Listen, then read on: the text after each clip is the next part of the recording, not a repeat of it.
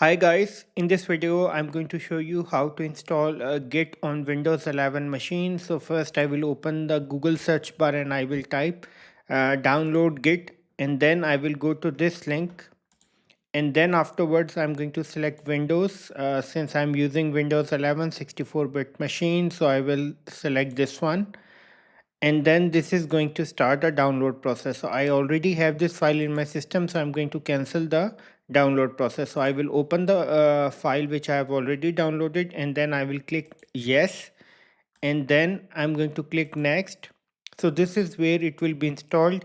I will click next, click next, next. Okay, now so I have to select the editor, default editor. So I will select this one, use Visual Studio Code as Git's default editor, and I will click next.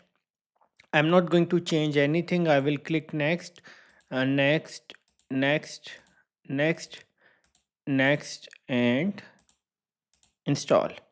So this is going to take few seconds to complete the installation process, so I have to wait for a while. So the installation process has been completed. Now I will click finish. Okay, now what I will do, I will open the command prompt, and I will type git dash dash version, and I will press enter.